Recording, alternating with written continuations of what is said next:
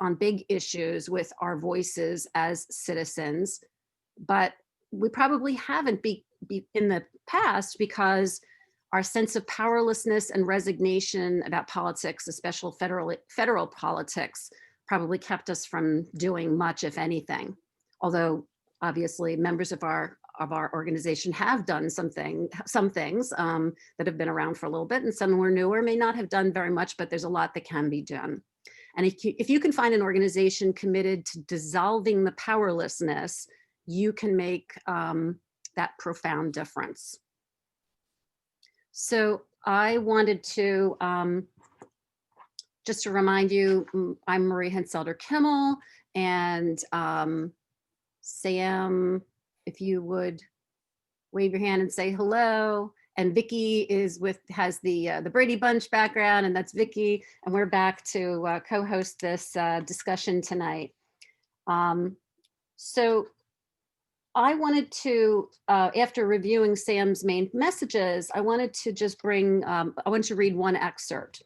In chapter 30 of the book, Sam spells out the 6 commitments for successful advocacy that an organization should make in this citizen advocacy model, and the 7 commitments that volunteers and staff members should make. And I think that the first commitment for volunteers and staff members, which is called Empowering Breakthroughs, which is on page 274, and I don't have the Kindle location off the top of my head here. I want to read that because I think it really brings out the focus of what we want to talk about tonight. It says, for a citizen to go from not knowing the name of their member of Congress to having a deep, trusted relationship with them requires a series of breakthroughs. It requires moving out of their comfort zone. That is essentially the definition of a breakthrough. Seeing something that seems difficult or impossible, having some discomfort in taking it on, and then with coaching and support, going through that comfort zone to experience the joy and accomplishment on the other side. These breakthroughs can happen with a member of Congress, with an editorial writer, with other leaders in the community, and with oneself.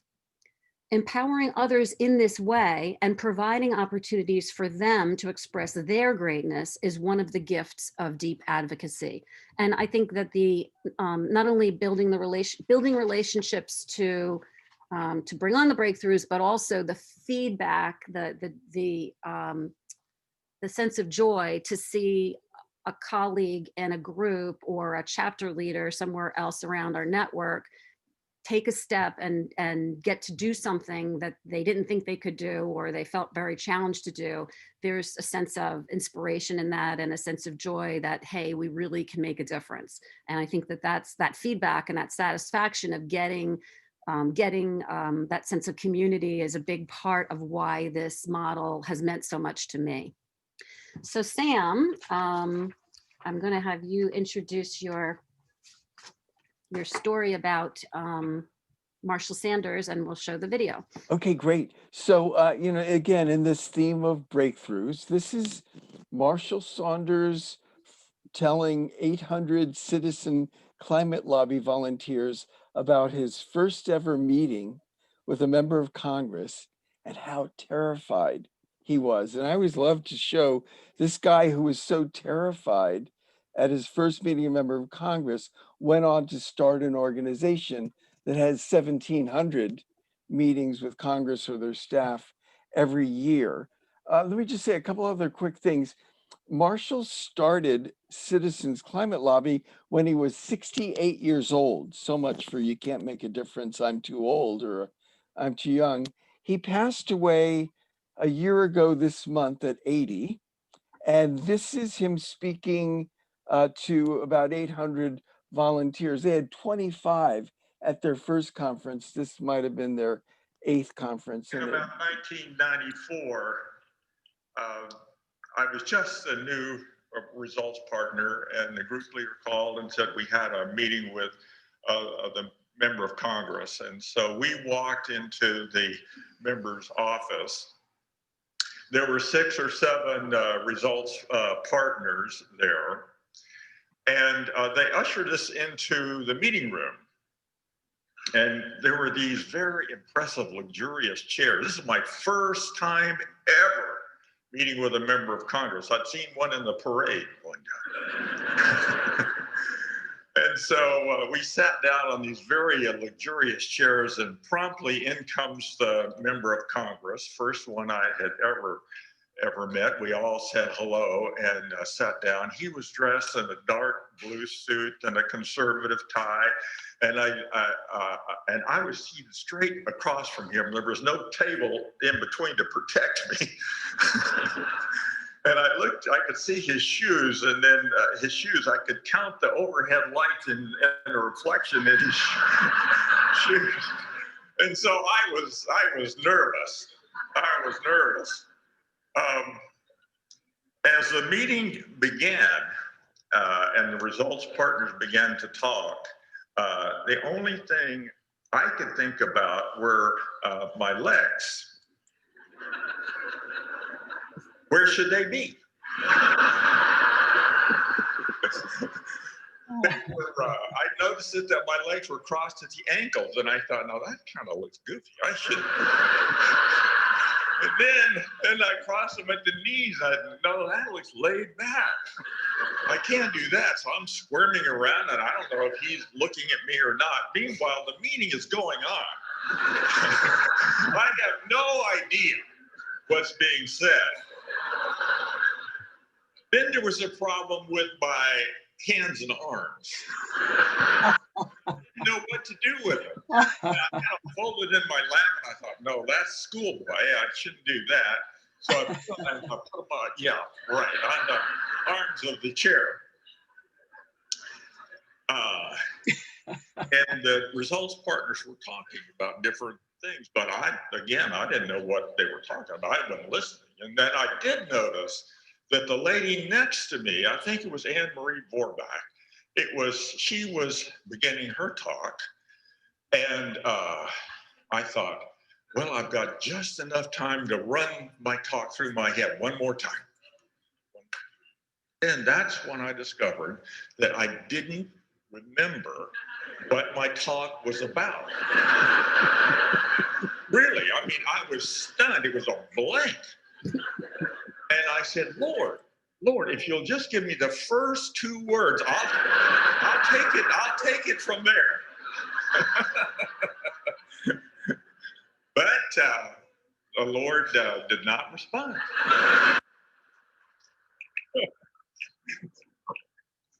And so then it was my turn. Now the room turned and looked at me, and I didn't know what to say. The group leader, Bruce Underhill, said, Marshall is going to talk about the microcredit bill in the House. And I thought, oh yeah, the microcredit bill, right. Well, just a word for group leaders. Thank you very much. I'll never forget. So I practiced this thing too much, probably. So I started talking, and it really came out good. You know, like I practiced out. What's I? But Mr. Bill Bray, I asked him at the end of my talk if he would co-sponsor a microcredit bill that was in the House at the time. And he said, call back in a couple of days. And so I did, and he was going to sponsor the bill, co-sponsor the bill. And it was about $250 million, about $250 million.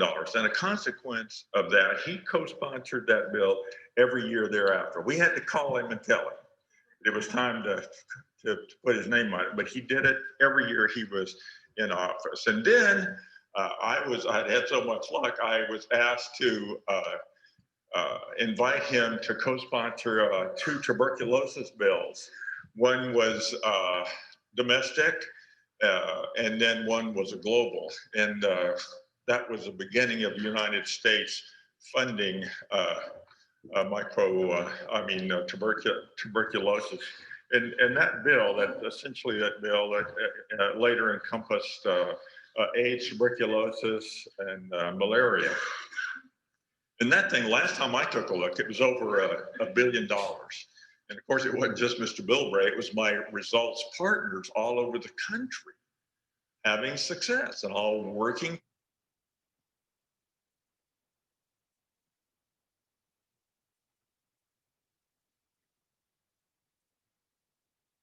Sam, you're muted. Oh, yes, no, very inspiring. So Yeah. I don't have a moment if anyone would like to say something, but he was terrified. And, you know, later went on to start an organization that gets 1,700 meetings with Congress or their staff. But that was a breakthrough for him. That first one, he had to go through all of that to get to the next level. Is there anyone would like to say something and we can move on after? You can raise your hand in the bottom of the participants box if anybody wants to make a comment. Doesn't look like it, Sam. Okay. Well, I just want to say it's nice that he can look back with a sense of humor. Yeah, I love. I said, Lord, if you'll just give me the first two words, but Yeah. the Lord did not respond. He could have Well, had He a had a- business as a comedian. He had the group leader instead. Yeah. Yay, group leaders. Okay. Ishwari.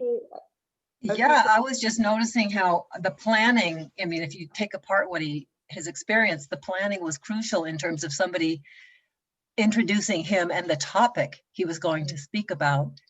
It opened it up for him and it got him through his nerves. And I think that shows how some of the specifics of the planned out, rehearsed meeting and doing something like that with especially a new person, how critical it can be. Yeah. I was going to say one of the reasons I was laughing so hard is that I've done a lot of speaking, and it never goes away. That if you don't know your first two words or your first five words, you just can't. You still have this mind blank. It just happens to everybody. So people who think they can't do speaking, they're not. It's not true because nobody can really do it. We all have to just find whatever little thing we need to do to get through the first 2 to 5 words. Right. All right. Well, let's move on to Vicky's story about the power of relationship building. Thank you, Marie. So I'm going to talk a little bit about how in Minnesota we were able to introduce a resolution calling on Congress to pass the amendment to the Minnesota State Senate with a Republican senator.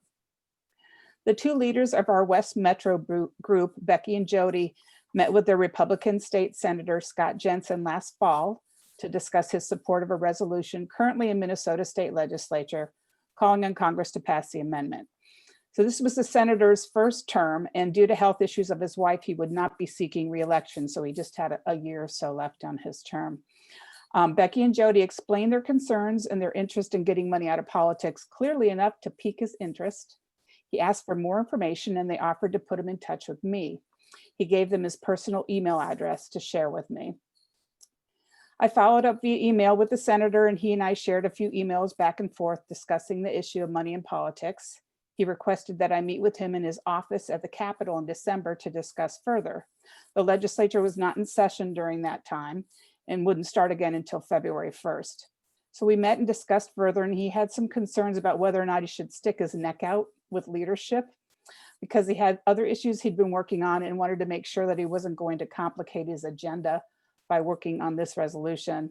And he was also concerned because he had supported gun control legislation earlier in the year, and both he and his family had received death threats for his taking that action. He was a physician. So he said he wanted to think about it, but he suggested I set up a meeting with the senator who had an office next door to him, also a Republican, Senator Draheim. I knew who Senator Draheim was because he'd introduced the Wolf Pack version of the amendment, the resolution, which called for an amendment through a convention. However, Senator Draheim had removed his name from that bill shortly after he introduced that. When I met with him the following week, I asked him why he'd removed his name from that bill, and he answered that he'd done so because he got a lot of negative feedback from his colleagues. And leadership told him as a new senator that he should just shut the hell up and stay in line. He was also a first-term senator, but he was still interested in the resolution. In fact, this had been a campaign issue for him, and he agreed to join Senator Jensen and I when we met again in January. So during the meeting in January with both senators, we went over the current legislation that had been introduced by a Democratic senator, which was the move to amend version that also called on clarifying that only natural persons had rights under the Constitution, addressing corporate personhood beyond the scope of elections.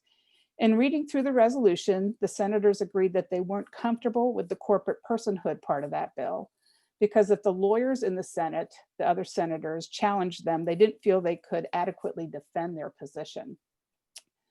So I also had with me a copy of the other bill that Democratic senator had introduced that mirrored HJR 2 in Congress. And they really liked that one. However, you know how the resolutions have all those whereases on them, you know, line by line? They did not like the whereases. They needed the verbiage to be more conservative to get the other Republican senators on board. And they asked me to write up a different set of whereases and come back and meet with them the following month to go over it again. So I went home and went through the resolutions that were listed on the United for the People site with all the state resolutions that had been proposed, passed, and pending, and chose some more conservative states and wrote up some whereases that were at least nonpartisan, if not downright right-leaning. I went back and met with them again, and they both enthusiastically supported the new resolution and changed just a couple of words to make sure that the whereases weren't too aggressive for their colleagues.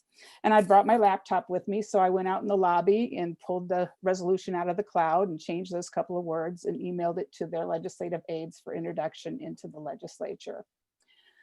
So we had a bill number and we were ready to go mid-March when COVID hit. And I knew when we had our first case of community spread on that Sunday that everything would be shut down on Monday, and it was. So even though they started working remotely, you know, without being able to walk through the halls of the Capitol and talk to the aides and meet people in the elevator and the stairwells, it just wasn't the same. And so we weren't able to make any more progress after that point. So the plan had been to have Senator Jensen introduce the bill, as he did, and for me to get 2 additional Republican senators to co-sponsor, along with 2 Democrat senators. We could only have 5 senators on a bill in the Minnesota State Senate. And then once it was full, you can clone the bill, exact same words, just different bill number. And we were going to do the same, and Senator DaleyHarris would introduce that one.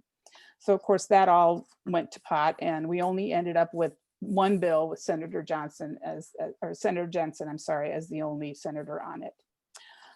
However, we knew we would never get it out of committee, and we knew it wouldn't pass in 2020. So it was still an achievement, and we knew we wouldn't get much farther than that. So the takeaway here is a couple of members put themselves out there, Becky and Jody, and approached a GOP lawmaker and explained their efforts well enough to pique his interest and move to the next step. And that next step, the senator brought another Republican lawmaker into the process. And when the senators didn't like what they saw in the proposed legislation, we were able to offer an alternative. When they didn't like the verbiage, they were open to other options. So again, even though we still have more work to get legislation passed, we start our next session with a supportive Republican senator. Senator DaleyHarris won his re-election, so he's no longer a first-term senator, and a former senator who is a supporter and will champion the legislation in his district, and a bill that can be reintroduced in the start of the session. So that took about 6 months or so, and we made progress, and we're ready to start again in January. Any questions? All righty then. Well, Vicki, where was the relation? What was the importance of the relationships? Like, you're talking about relationships that you had with Becky and I didn't catch the other name, Jody. Yep. And then their relationship with the Republican senator to begin with, and then going back to work with them. Well, actually right now, Becky and Jody in West Metro, we have a very active group out there. And during the COVID, they've been working on local resolutions. They've passed one in Chanhassen. We're working in Chaska, Eden Prairie, Waconia, and Carver. And Senator Jensen lives in Carver County. So all of those cities are in his district. And he wants to keep working on this. So we have that relationship we built through that process, even though he's not in the legislature anymore. He's active in the community, well-known in the community, and well-respected in the community. And he'll be able to help us get that much farther with additional relationships in that area. And I believe he's thinking about running for governor. I'm not quite sure. But so we still continue to build relationships from his relationships. Mhm. Great. Sam, any comments or? Well, my only, Vicki, this is Nancy from Virginia, and I just want to talk about something, and I really think it's a wonderful breakthrough through the moment that he gave you his personal email. And I felt like that last week, a couple weeks ago, and we got a senior senator, and he said he was going to introduce, this is campaign finance legislation. And so we gave him talking points, and today his op-ed came out. And today we had a meeting with a senior senator who is very opposed to, he loves money and politics, but saying, oh, we'll send you this link to this op-ed. And so that moment where all of a sudden somebody says, here's my personal email, is so empowering. It is, and he's got his cell phone too. So that's nice. You can bypass the aid, but we've got that for future. So that's nice. You're right. Sam, did you have something? my only question is brilliant. And where do we stand with other citizens in other Senate districts or other counties and other communities? And how tough is that? And what might next steps be toward that? Even if in some cases it's one by one rather than chapter at first. Well, and ideally, you would hope that Senator Draheim would do what Senator Jensen did and bring in another senator into the mix. And I think that, political will is not just us pushing up and making a fuss, but it's them also bringing people along at every level. So I think that Senator Draheim's district, I have people down there, and we have people in, there's a new senator that just won that flipped a seat, who's a Republican, who in the survey that was done here by another group says he's for the amendment. And there's another senator up in another part of the country, part of the state that I've met with people in his area who also answered this same survey saying he supports an amendment that wasn't even on my radar.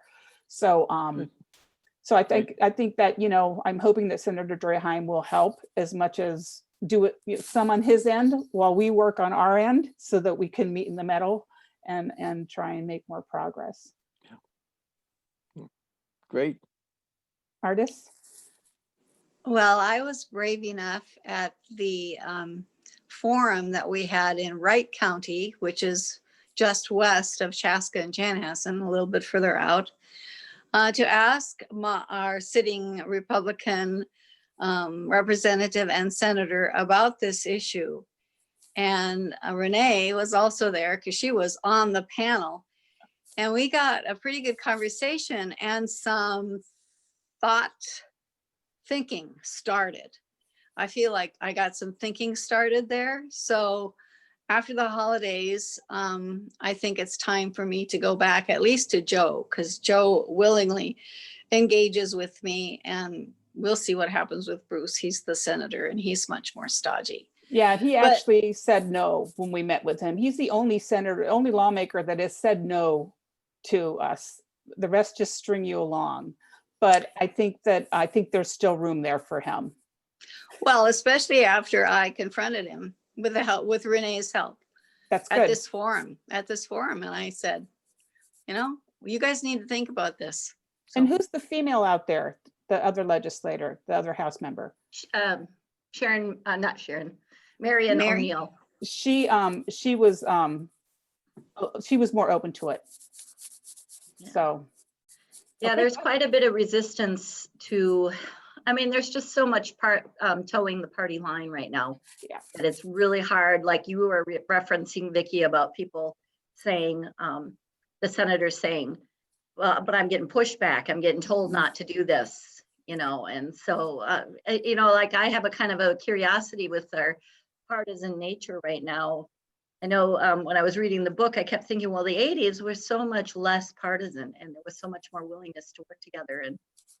And it, you know, how effective is actually lobbying some of these folks who are being told, no, you know, just follow the party line and we're not on board. So, But that might Yeah. be our advantage with Joe, because he's been there. He's not a It's newbie. tricky. We'll talk Wright County after the first of the year. I've had some good ideas for up in that area. But Okay. yeah, I think the more we get to buck the system, the better off we'll be. well, we have a nice newer commissioner on our commission, you know, on our county commission, who I Yep. think will be a lot more open to it. So Good. we got rid of the guy who was really resistant. So that's good thing. There we go. Sam, did you have any ideas on the difference in the partisanship? Well, let me just say a couple of quick things. One is with the senator who is supported, the kind of extent to which we get letters to the editor published thanking him for that kind of leadership.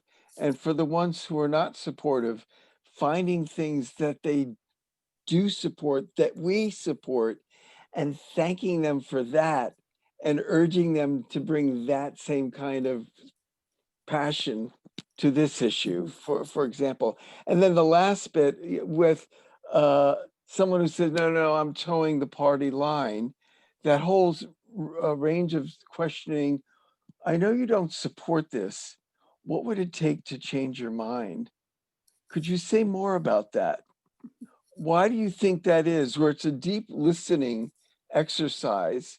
And well, if you got the Chamber of Commerce on board or whatever, what is it at the bottom that if this or that happened, that's what it would take to change their mind?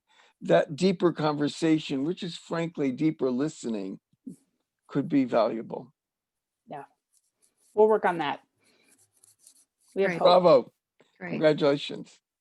So let's move on, and we're interested to see what particular excerpts people had marked that were either surprising or inspiring or felt like they were clarifying for you.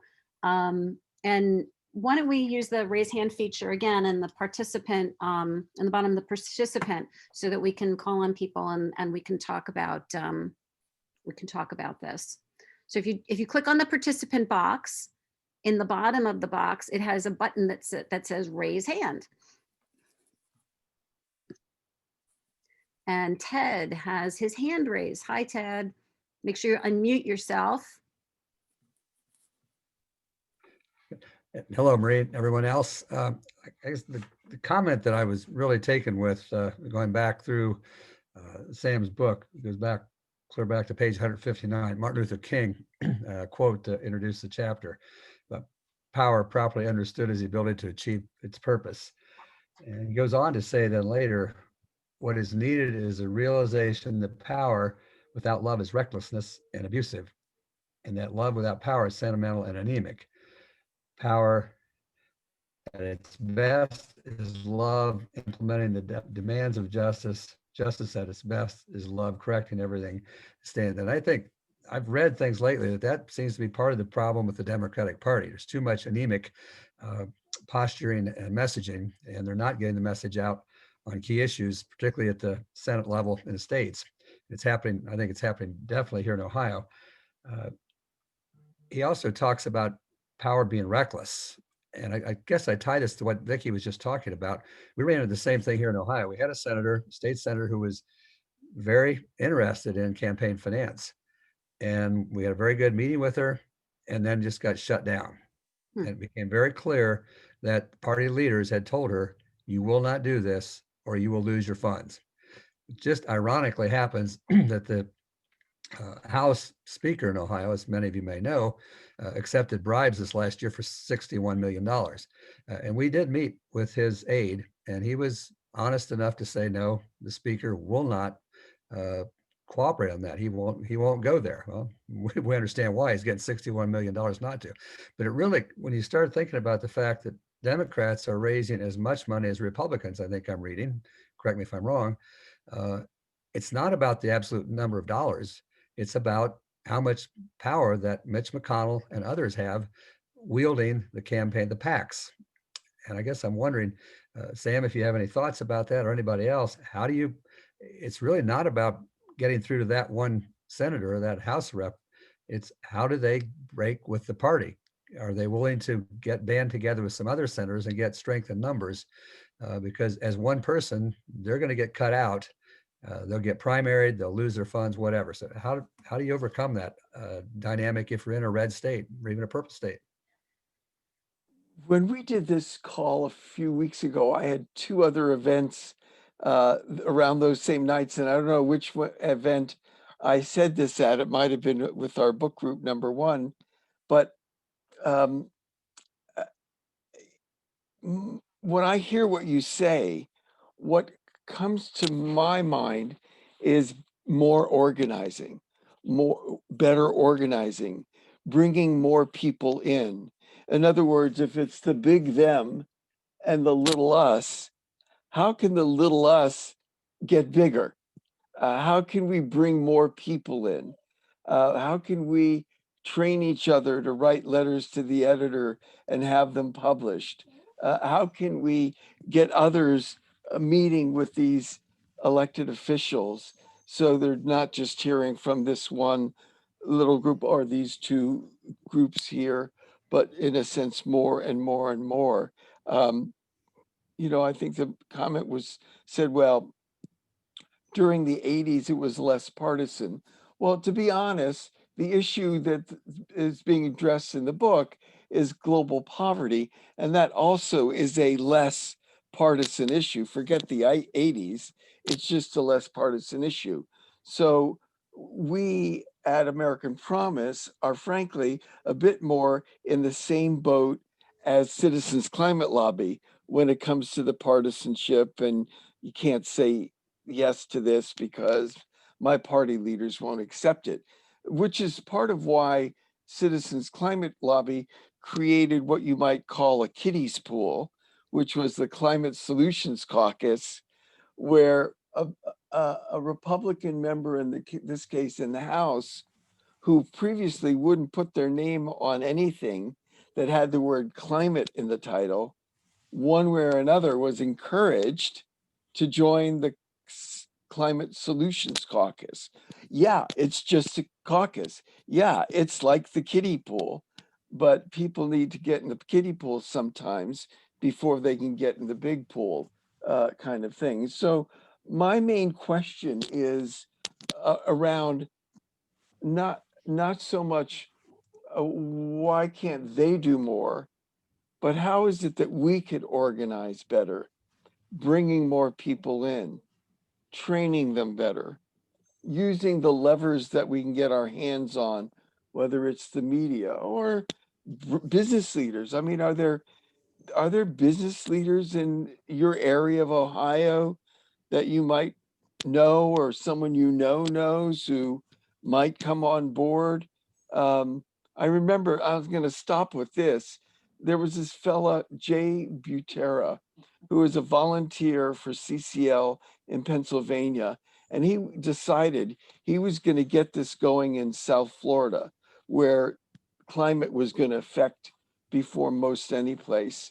And he met with this member of Congress and he said, well, what would it take to get you on board? He said, if you could get the chambers of commerce on board. Okay, he went around, he got a bunch of presidents of chambers of commerce on board. Then the congressman said, well, if you get the mayors on board.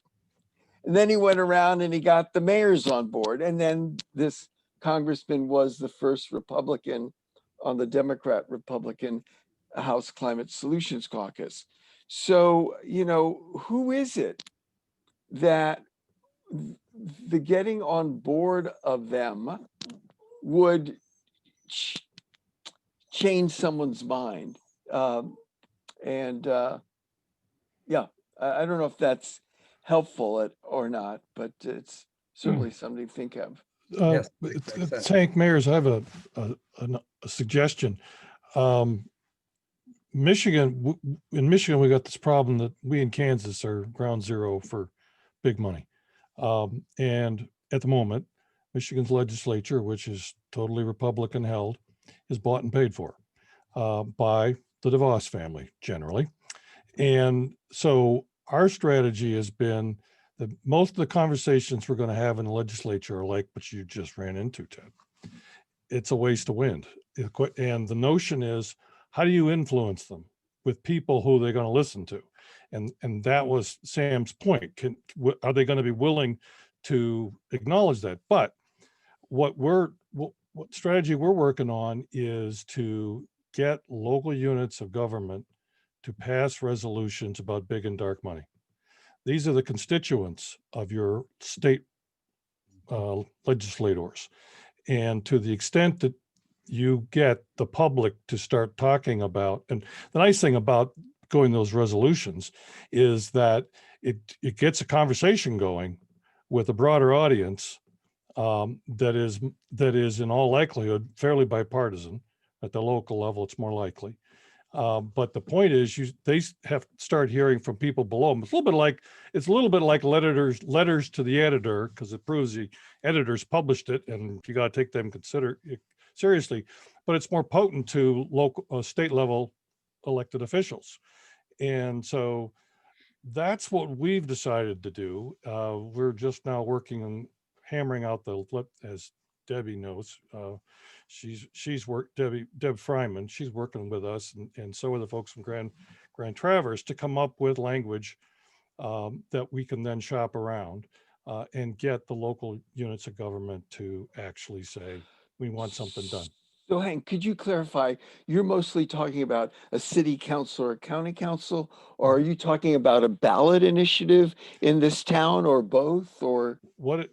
Specifically, the resolution is slated to call for 2 resolves. One is to exhort the local units of government's congressional delegation to support and pass and send to the states the federal amendment, and we're going to use the language that AP already has. We have been working on with a number of groups on a resolution for Michigan to add a piece to our Constitution that requires transparency in our elections, both in terms of media and responsibility for media, as well as donations and expenditures to campaigns, as well, and finally, and requires the candidates and the office holders to publish their financial wherewithal. We're one of 2 states in the entire country that have no requirement of any kind of financial reporting. So the resolution basically says we're exhorting our congressional people, or our congressperson, the senators, to get going on it in Washington. And the other one is the resolution that supports doing something for a transparency amendment. It doesn't say blatantly voter or state, because in theory it could go either way, although it's only going to be voters. So the way we look at this is we want both resolves to be in the resolution, but we'll take either or. We're not going to get all hung up with whether it's the 28th Amendment or whether it's transparency. Getting a resolution from a local unit of government that says there's a problem in election finance is what we want from every corner in the state. Great. And this is brilliant. Let me make one suggestion. Very often I'll meet with groups that do this, and this city passes it, goodbye. This city passes it, goodbye. No. Get members of the city council to go with you to meet the member, in this case, I guess, member of Congress, to hand over and discuss the resolution that the city council passed, rather than we did it, we're done. Good point. I So know that there's some there. Yeah. Oh, yeah.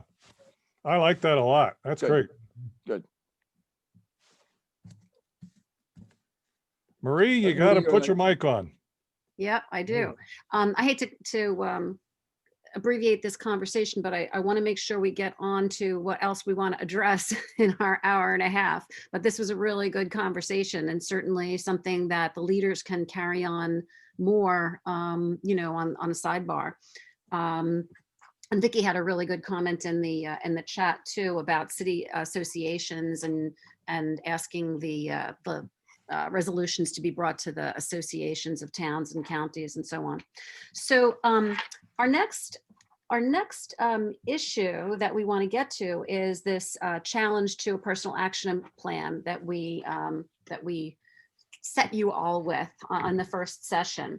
And we wanted you to try to think of something that you've been hesitating to attempt because you feel unqualified or fear a negative response, or something that's just out of your comfort zone. And we wanted you to try to think about what it would be that you feel like, okay, I could try this, and what action plan might be helpful in moving forward with that. Two of our chapter leaders had stepped forward and said that, yes, they had an action that they wanted to accomplish, and they have a plan to start to accomplish it. And I'm going to ask you both to really keep it to about 2 or 3 minutes so we can get on to the breakout session. But Laura Nittmeyer is going to present for her action plan, and she's from California American Promise. And Laura, can you unmute yourself and tell us about your action and your plan?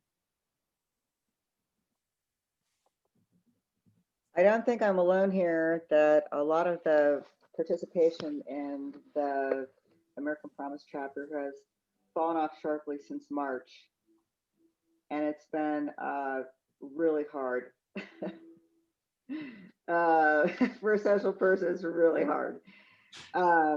It's not just some of the people, it's actually my best people, and they have great reasons. So I don't question their passion. It's just they're not available right now.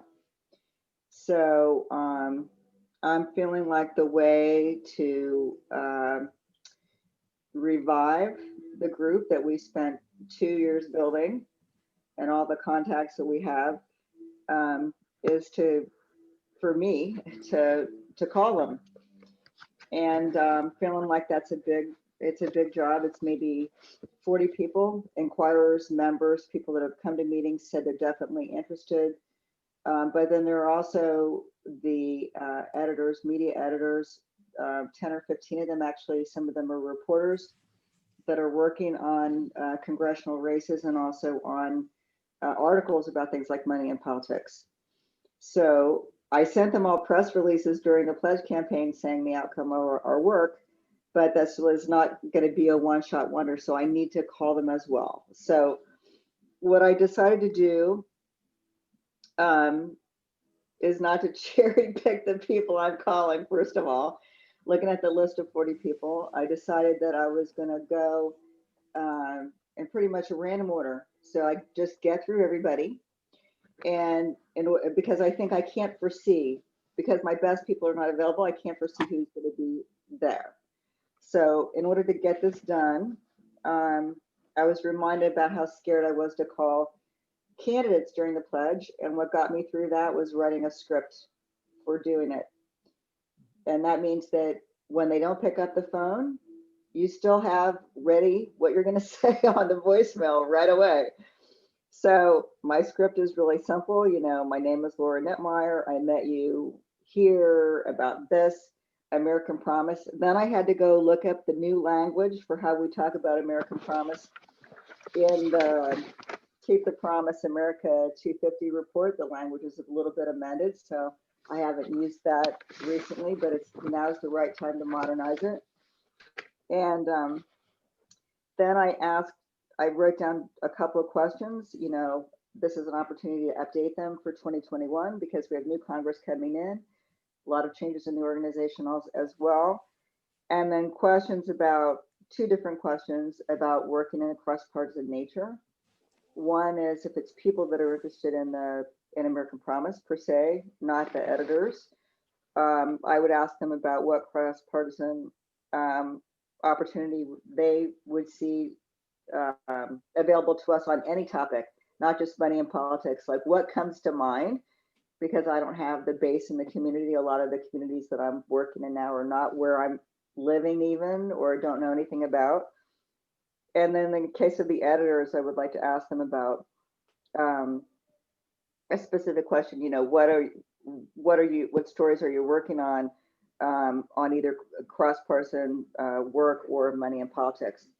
And this is, I'm hoping, will lead them to seeing me as a subject matter expert in money and politics and a resource for any of their future work. Great. So that's a good plan. I mean, there's a couple different parts to it, and you've started taking action with several of them, and you're covering your bases to reactivate your network and to expand your media contacts all at the same time. So that's great. And I'm going to go to Judy Butler now. Judy, if you can unmute yourself. Judy's in Delaware. And can you tell us your action and your plan? Yeah, let me just give a little bit of background. I started working on this back in 2015. I got really active with the Wolfpack group that was working here in Delaware. And at that time, we were able to have bipartisan co-sponsorship on a resolution. And this is when we ran into what was described, I think, by Hank. No, actually, I'm not sure which one of you, but anyway, somebody here was describing the experience of having the caucus shut things down, so that even the Republican co-sponsors on that resolution ended up abstaining when it came to the vote, because their caucus had decided immediately before the vote that none of their members were going to be supporting it. So that one didn't get through. And then this past year, it's somewhat similar to Vicky, we were all set to go. We had our resolution in place. We ended up, we had an op-ed and several letters to the editor in the local papers. We had a public forum set up with these co-sponsors and the main lead sponsors of the bill, of the resolution. And it was on March 10th. And at the last minute, we decided to cancel because of COVID. Just actually, it was mainly because one of our leaders had a stroke, and her sister was at her bedside. She was the other big leader. So I use COVID as an excuse. But any case, we were rolling ahead, and COVID just threw everything out. But in the meantime, that resolution was all sponsored. It was entirely, the sponsors were all Democrats. And that was sort of a reflection of how things have been going in our state, which I think is sort of across the country. We have a letter that was sent to Congress, Delaware does, in 2013, that was signed by the majority of our legislators. And that included many Republicans as well as Democrats, again, calling for an amendment to reverse Citizens United. But here we are in 2020, where we can't get any Republicans to co-sponsor. So I feel have been feeling very burnt by that, and was beginning to think Republicans will never, ever support this. But this summer, we decided to do the pledge campaign, and we got 22 candidates to sign the pledge, and 5 of them were Republicans. And 2 of those won their seats. And I think our ace in the hole was that we have 2 members of our leadership team who lean very conservative, and we assigned them to get to get these folks lined up, and they did. Good job. And one of them, in fact, one of these candidates that won, apparently is extremely strong on this issue. This was a real platform item of his. He tends to break with the crowd, but he's a new legislator, so he may get pulled into line. We'll see. But we've decided to go after these 2 people. The other one, who won his campaign and signed our pledge, was one of the signers of that letter way back in 2013. So we feel like we might actually have 2 strong candidates that we will start working with. Again, I think we will let our conservative leaders in our own group take the lead with these 2 members. with support from us as needed, with the hope that they in turn will help us identify other leaders, people who might eventually become champions. We, you know, Chris Coons and Tom Carper are senators, and Lisa Blunt. Anyway, we don't have any issues up at the federal level, but just keeping this whole issue alive in Delaware and trying to get more Republicans has almost become like a challenge. Yeah. Good. So I mean, that's our plan.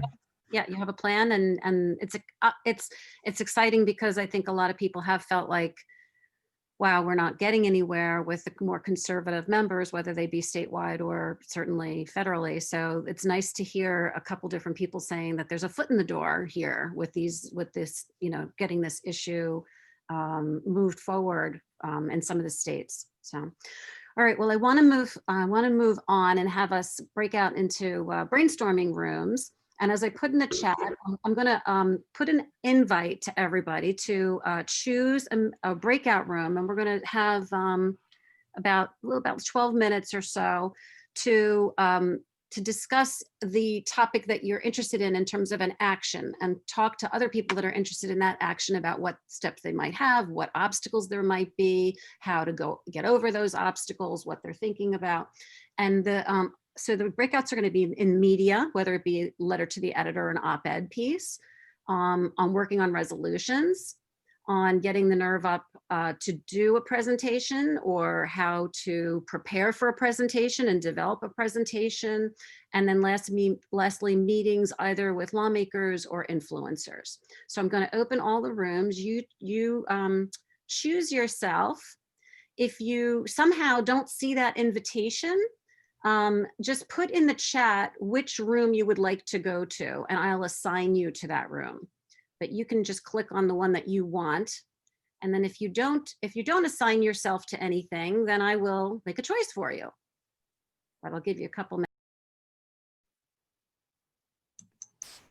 We're back. Seems like when the bell rings, the show is over.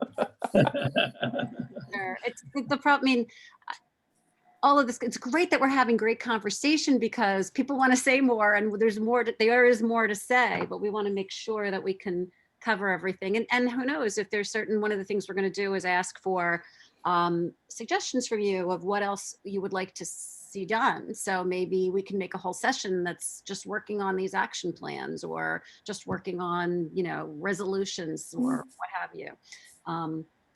So I wanted to ask somebody from each one of the breakout sessions to sort of give a little summary on what the takeaway points were from your particular breakout session. So Betsy, how about we talked about meetings with members of Congress and influencers, and we kind of went around it a little bit because we had some different ideas. But Betsy, do you want to summarize? Well, just I think how, you know, influencing means that there's a base that can, you know, that the number that Sam brought that up earlier, you need a bigger base. So how do you get a bigger base? And, you know, so identifying groups that or other people who are active that you can approach, who you can weave in your anti-corruption, you know, into what they're doing too, to help build that base. And, you know, one of the suggestions was find a couple of people who maybe can tell stories that are specific about whether it's gun control or climate change or social justice that relates to the money, you know, and the corruption and things like that, to tell that story. Good. Yeah, that sounds great.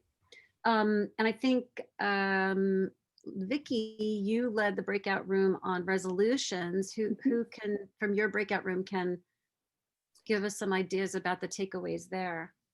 Steve, you want to share what you took away from that? Let me get off. You're off mute. Yeah, you're good. Okay. Well, Barb and I were interested, you know, just how you go about talking to, you know, a local candidate, a local For instance, we think we're going to have a commissioner's election coming in 21. We wanted to be able to approach our local commissioners with perhaps signing a candidate pledge. And Hank has some good information on pledges, and he's coming up with a set of resolves that we could use possibly put in front of our prospective commissioners and the candidates, and see if we can convince them that to sign a candidate pledge and get a conversation started just at the very local level, so that we can educate and get people talking about money in politics right here at the local level. Good. And Sam, you had the media group. Yes, are we supposed to tell you if we think our group was the best one? No, oh, no. Monica, are you going to let us know what happened? Okay, yeah, so Sam had asked us if we could each talk about one issue that we have, or, in media. So Nancy had asked, how do you encourage other members in the group to write pieces? Because she feels comfortable writing them and gets them published. But how do you then get other group members to do that? And, the suggestion was, and they meet frequently, they meet like weekly, which is so impressive. And Sam's suggestion was to dedicate one of those meetings to training and writing, make it one specific meeting for that, and actually write a piece in that meeting, so that you're all there supporting each other while the writing is going on. And then my concern here, which also goes back to rebuilding my group, is I have an idea for letters to the editor. I was trying to enlist a friend of mine, but I'm also trying to rebuild this group. So Sam's suggestion, which ties both these things together brilliantly, is when I reach out to the mailing list of people who used to be in the group or other contacts, to actually make it specific to what we would like to do. And that specific, I think, might be the specific thing we're going to do is write letters to the editors or op-eds pieces on money in politics. And that would be a way to, say we're going to do this very tangible thing. We're going to have some training, and then, we'll do it, and that will bring people into the group because they know that there's something that's going to be done. Deb is part of a group that's working on the resolution, and I guess you hit up against a very strong opponent in there, and one of the representatives, if I got that down correctly. And she had asked, when is media most important, before, after? Which of course Sam's answer was always. It's always important. Shepherd them along the process. I'm sorry? Shepherd them along the process, encourage them beforehand, clap for them when they do it, and applaud them after they do it. Yeah, so that was all I got, Sam. I kind of missed the discussion that you and Susan were having before we came on. So that's great. Thanks so much, Monica. And then Laura shepherded the people that were interested in presentations. Sure. Okay. Well, we didn't actually talk about so much preparing a presentation. The group was more interested in discussing how to get an opportunity to present to influencers of non-supporters in government. And there was a great frustration noted that party line voters really don't want to talk so much about issues. So there's not really an explanation given for an outlet is not provided, a lever is not provided for getting into the conversation. So we discussed that really all issues can be linked back to money in politics. Almost every issue, we've learned, those of us who tried it quite a bit, realize we know how to do that with practice. So if you ask others what they care about, and then link that back to our issue, that's a way to get into something through something that they've said they're already interested in. So, Great. but that does take practice in order to get there. The other thing we said was, oh, and of course, in order to carry that off, you really have to practice the cross-partisan language in order to be effective with non-supporters, whether they're like the voters, the influencers, or the elected officials. So there's no way around that. We all need to practice that all the time. Yeah, great. So Sam, do you have any comments for us, or if you don't have anything off the top of your head, and ask for some questions that we have about 5 minutes for questions. Let's go to questions, see if Okay, anyone wants to raise something. we can do that raise hand feature again in the participants. Anybody have a question? All right, then I have, oh, there we go, Nancy. Hi, Nancy. And I just want to take this opportunity, before Sam leaves us, to say how empowering this is. I think a lot of us we've all agreed that we joined American Promise, a lot of it because of your influence. So having these discussions and learning from other groups and having you devote your time and telling us stories, because as we need to be reinforced always by your message that it's the stories that prompt action. So I just wanted to take this opportunity to thank Sam. Absolutely. Part of the discussion over the course of, I've been talking about over the Leader Network meeting, coffee and chats that we've been having, and been saying we really need to get Sam back. We have to have Sam back. Get us back to some of the connection to the storytelling and the relationship building. And I think a lot of people have been feeling stuck because of the COVID limitations and the limitations on the time of attention of the lawmakers too, congressional lawmakers. Betsy has her hand up. Betsy? Yeah, I'm just wondering if maybe there's some suggestions on how to either deflect or work around some of the rhetoric that's just so divisive, especially if somebody wants to shut you down. There's things that are said that keep you from being able to, keep pushing forward, trying to find the common ground, because there seems to be so much divisiveness out there right now. But who would be saying this to shut you down? Would it be a city council member, elected official, or would it be someone in a different group or in your own group? Who might this be, or is it the generic kind of conversation out there? Well, I think it's in terms of I'm trying to build a bigger base. So, anybody who would who's an influencer, who wants to just, push you off and dismiss you, it could be an elected official.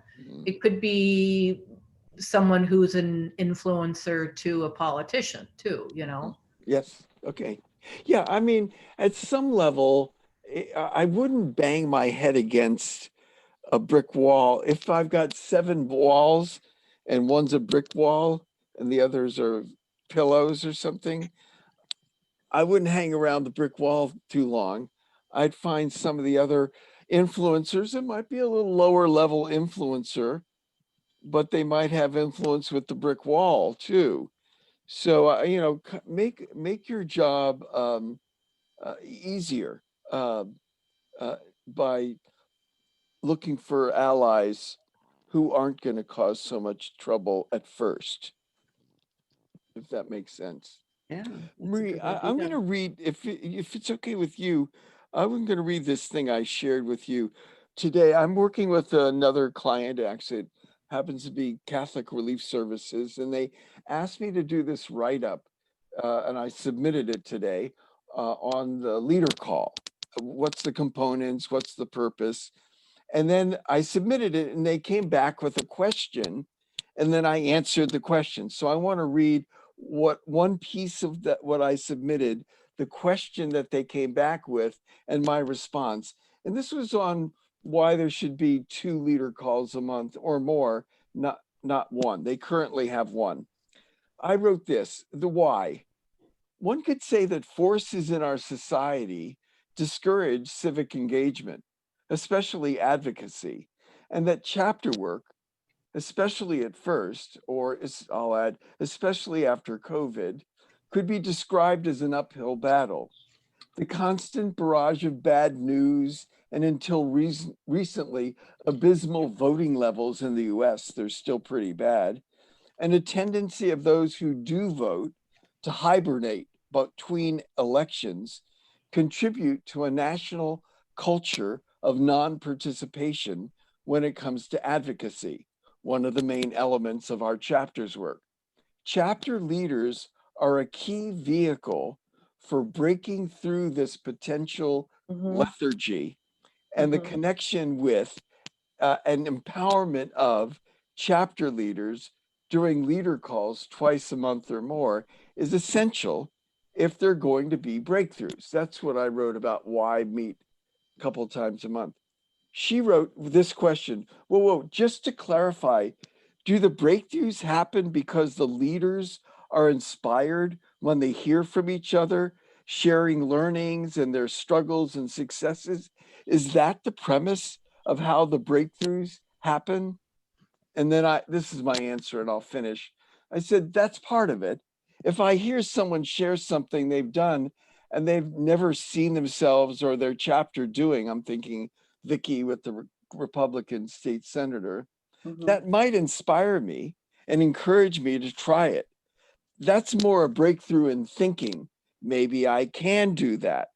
The actual breakthrough happens when I do something that seemed like something I couldn't do. That might come from 1, some training or someone explaining how it works, like how getting a meeting with a member of Congress works. 2, making a commitment to make the call or take the action to get the meeting by Friday afternoon at 6 p.m. And 3, some kind of support structure, reporting back or a buddy system where someone else knows what I said I would do and they're waiting to hear how it went. Then when I do it, even if I leave a message on the answering machine and call back again later, that's when the breakthroughs happen. End of quote. So I don't know if anyone wants to comment or respond to that. Tim, I'd like to comment actually, Yeah. because it sort of feeds into what I had planned to say anyway, and that is that not only can we as individual volunteers challenge ourselves to take actions for breakthroughs, but as chapters we can challenge. We've done this in our chapter where at the end of each year, the very beginning of the next year, we sort of look and say, well, what can we do in terms of what can we achieve more this year than we achieved last year? Well, we did 12 letters. Let's try to do 16. Or we had 6 big presentations to the community. Let's try to do 8. Let's try to do a different type of presentation. Let's try to get more meetings, what have you. Give yourself a goal as a chapter, and it feeds when one person has a success towards that group accomplishment. I think a lot of people then feel encouraged to take another step, and before you know it, there's a lot going on. And especially now after this time of COVID, where things have ground to a halt, that can certainly be a way to say, hey, as members of our chapter, let's take something on here and let's get the juices flowing again. I'd like to, if I might, springboard on a comment, put a light on one of the points that Sam made, and that is, don't ever be alone. If you're new at it, or if you've been doing it, pairing and having somebody else with you is really important. First of all, you kind of feel like you got to keep moving. You said something to them, and now you got to do it. and you did it in the moment of confidence because the two of you were hustling. Oh, I'll do that. And now you got to do it. And somebody heard you say it. That's the first part. The second part is I can call and I can say, what do you think? And to the for me, the operative technique is never have one person do an assignment, always have two.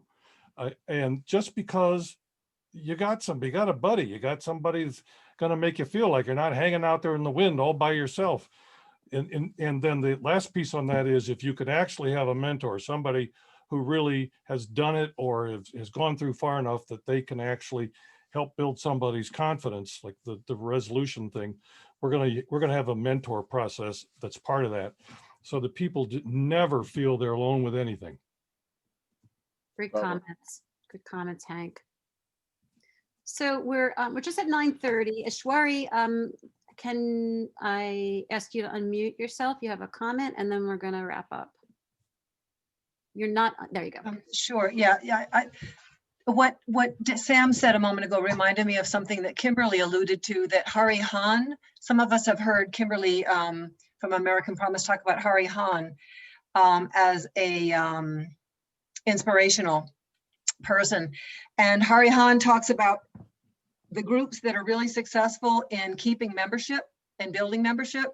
They offer, among other things, there's an element of like friendship building or human connection building.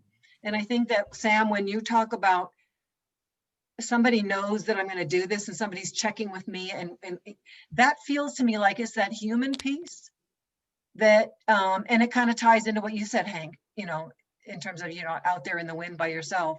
But I think it's really important to acknowledge the human piece of what we're doing, that we need encouragement. We need to feel like we're being effective and have some power, even if we have very small achievements. So I just think that that's an important thing. Well, and thank you, Sam, for that. I agree with you, Ishwari. And if you go to chapter 30 in Sam's book, Sam said it before Hari Han said it, about the importance of association and friendship and the support network. So she that probably learned it from you.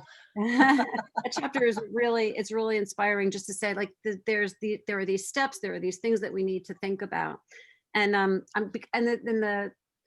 in the spirit of keeping to our time limit here of your time, and thank you so much. It's been, I think, a really productive session, but I would like to close with a quote that's one of my favorite quotes, and I use it often to close presentations. And it's a quote from Margaret Mead. And the quote is, "Never doubt that a small group of thoughtful, committed citizens can change the world. Indeed, it's the only thing that ever has." Mm-hmm. Never doubt that a small group of thoughtful, committed citizens can change the world. Indeed, it's the only thing that ever has. So we have 17 tonight. We had 30, I think, back in November. And I think there's a lot of inspiration, and I've heard a lot of great ideas tonight. So I want to thank you for your participation. And thank you, Marie and Vicky, for all the planning time you put into these sessions, and to everyone who participated. It's been a real honor to be with you all.